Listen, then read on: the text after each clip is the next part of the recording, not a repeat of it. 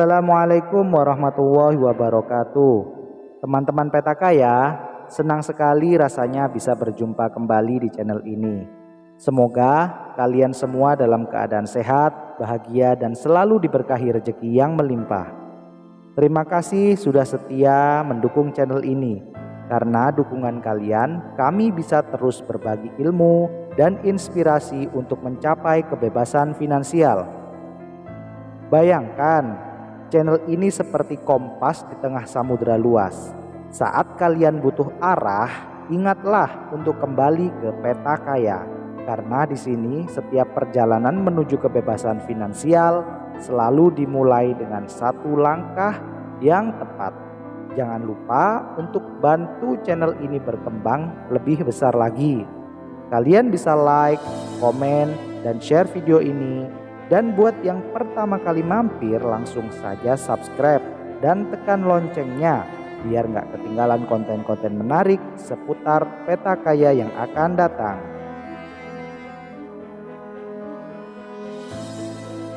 Peta Kaya kali ini akan mempersembahkan kisah tentang 7 kesalahan keuangan yang dilakukan Rina sebagai ibu rumah tangga. Waktu itu Rina duduk di meja makan sambil menatap layar HP-nya.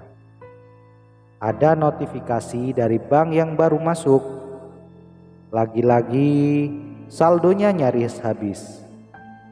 Gaji suaminya baru masuk 10 hari yang lalu, tapi sekarang uang sudah tinggal sedikit. Kok bisa ya? Rasanya nggak belanja banyak-banyak, tapi kok uang cepet banget habis, gumam Rina. Ini bukan pertama kali Rina mengalami hal ini. Bulan lalu pun sama. Uang belanja yang seharusnya cukup untuk 1 bulan, habis entah kemana. Rina mulai merasa ada yang salah, tapi dia belum tahu apa ya yang salah. Suaminya pun mulai gelisah. Apalagi sekarang mereka harus memikirkan tabungan untuk pendidikan anak yang sebentar lagi masuk sekolah. Tapi mau disisihkan bagaimana kalau tiap bulan selalu begini?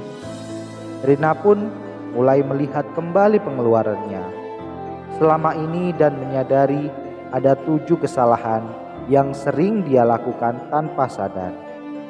Yang pertama adalah tidak membuat anggaran yang jelas. Rina mengira sudah mencatat semua pengeluaran, tapi sebenarnya dia tidak punya batasan atau alokasi yang jelas. Akibatnya, uang belanja bocor ke hal-hal kecil yang tidak penting. Yang kedua, tergoda dengan diskon dan promo. Setiap kali ada promo di marketplace atau diskon di mall, Rina sering tergoda. Walaupun yang dibeli terlihat murah, tapi karena sering dilakukan, total belanjaannya jadi besar. Nah, yang ketiga, tidak punya dana darurat. Suatu hari anak Rina sakit dan membutuhkan perawatan di rumah sakit. Karena tidak ada dana darurat, tabungan yang sudah sedikit langsung habis. Nah, yang keempat, menggunakan kartu kredit tanpa perhitungan. Awalnya Rina merasa nyaman menggunakan kartu kredit untuk keperluan sehari-hari. Tapi lama-kelamaan tagihan kartu kredit pun mulai membengkak, menumpuk, dan sulit dibayar. Nah, yang kelima, tidak punya rencana keuangan jangka panjang. Setiap bulan, Rina hanya fokus pada pengeluaran harian tanpa memikirkan bagaimana menyisihkan uang untuk masa depan.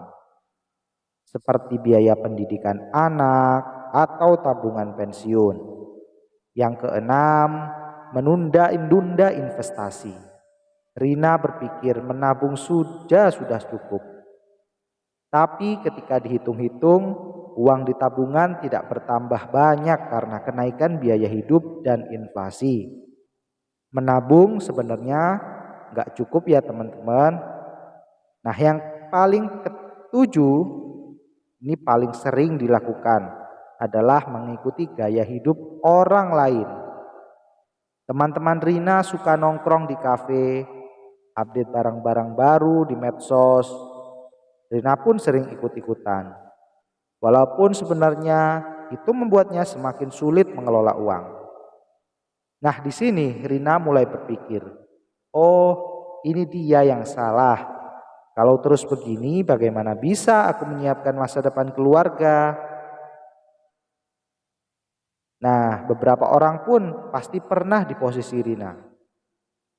Nah, banyak yang merasa uang habis begitu saja. Padahal baru beberapa hari setelah gajian, gak ada rencana keuangan yang jelas. Dan sering tergoda dengan diskon, promo, atau ajakan teman. Tapi setelah mulai belajar dalam soal keuangan, nah banyak orang tuh yang menyadari bahwa ini semua bisa diubah. Nah, sekarang Rina mulai merencanakan keuangannya. Dia mencatat setiap pengeluaran dan membuat anggaran yang lebih jelas, seperti untuk kebutuhan pokok, tabungan, dan sedikit untuk hiburan. Dia juga mulai menyiapkan dana darurat dan memikirkan investasinya. Hasilnya meskipun gak langsung kaya, tapi Rina merasa lebih tenang karena keuangannya lebih terkendali. Nah, kalau ibu-ibu merasa mengalami hal yang sama seperti Rina, mungkin ini saatnya kita mulai bersama memperbaiki cara mengelola keuangan untuk ibu-ibu. Nah, di sini banyak kelas online yang akan membantu ibu-ibu membuat anggaran, menyiapkan dana darurat, dan memulai investasi meskipun dengan modal kecil. Nah, apalagi di Peta Kaya. Kalau bingung, langsung saja kontak di admin Peta Kaya. Terima kasih banyak sudah menyaksikan video kali ini. Kami harap teman-teman mendapatkan banyak manfaat dan inspirasi untuk perjalanan menuju kebebasan finansial. Jangan lupa untuk berbagi pemikiran kalian di kolom komentar di bawah ini, karena kami sangat menghargai setiap pendapat dan masukan dari kalian. Dan jika kalian merasa konten ini bermanfaat, jangan segan untuk like dan share. Ingat, setiap langkah kecil menuju kesuksesan itu penting. Dan siapa tahu video berikutnya di channel ini bisa menjadi kunci rahasia yang kalian cari selama ini. Jadi pastikan kalian subscribe dan jangan lupa tekan tombol loncengnya. Doa terbaik kami selalu menyertai kalian. Semoga semua impian, rezeki, dan kebahagiaan datang menghampiri. Peta Kaya bukan hanya tentang uang, tapi cara menuju kebahagiaan yang sebenarnya.